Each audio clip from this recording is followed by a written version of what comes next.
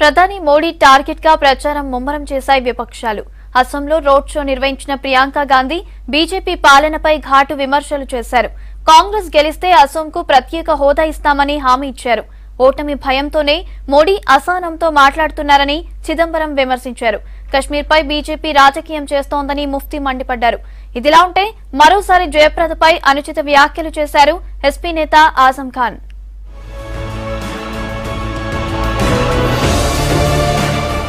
సార్వత్రిక ఎన్నికల ప్రచారంలో స్పీడ్ పెంచారు కాంగ్రెస్ ప్రధాన కార్యదర్శి ప్రియాంక గాంధీ. అసోం రాష్ట్రంలోని సిల్చార్ నియోజకవర్గంలో ఆమె రోడ్ షో నిర్వహించారు. 5 ఏళ్ల మోడీ పాలనలో ప్రజలకు న్యాయం జరగలేదన్నారు ప్రియాంక.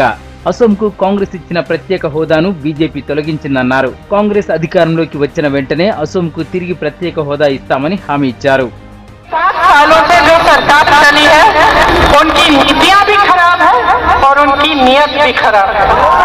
कांग्रेस पार्टी द्वारा स्पेशल स्टेटस जो आपको मिला था, सरकार में आते ही उन्होंने पहले वो हटाया।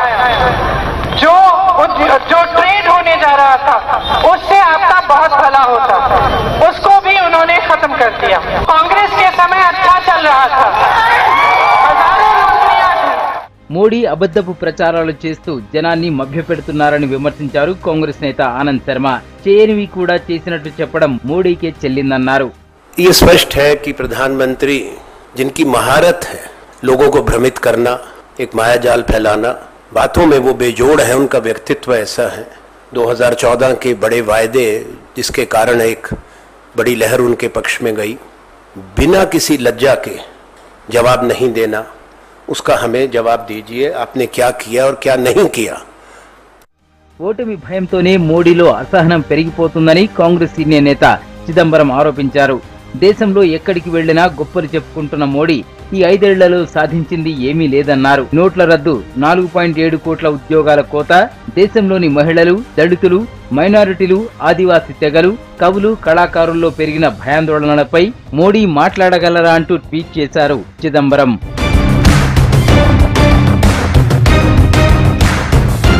పార్లమెంట్ ఎన్నికల్లో ప్రియాంక పోటీ చేయాలని ప్రజలంతా కోరుకుంటున్నారన్నారు యూపీ కాంగ్రెస్ చీఫ్ రాజ్ బబ్బర్. ప్రియాంక ఎక్కడి నుంచి పోటీ చేసినా విజయం సాధిస్తారన్నారు.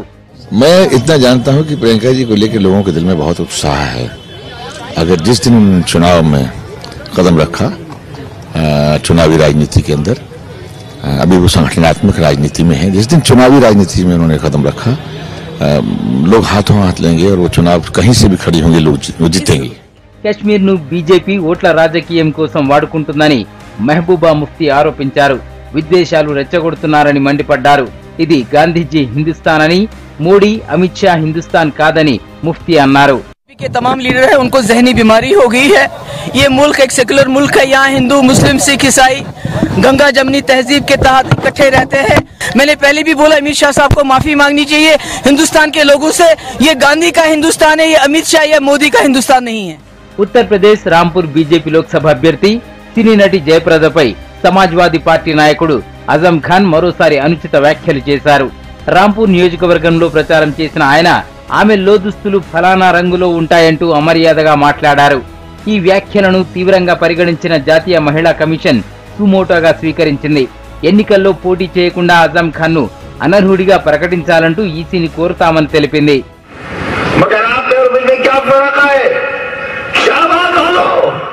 रामपुर वालों, उत्तर प्रदेश वालों, हिंदुस्तान वालों, उसकी असलियत समझने में आपको 17 बरस लगे.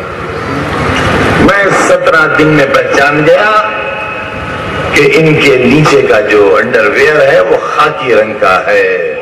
టీమిండియా క్రికెటర్ జడేజా సోదరి తండ్రి కాంగ్రెస్ లో చేరారు.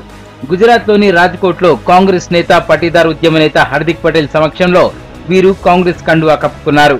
జడేజా తండ్రి అనిరుద్ సిన్హా, సోదరి నైనా బాలు ఇప్పుడు కాంగ్రెస్ లో చేరగా కొద్ది రోజుల క్రితం జడేజా భార్య రివాబా బీజేపీలో జాయిన్ అయ్యారు.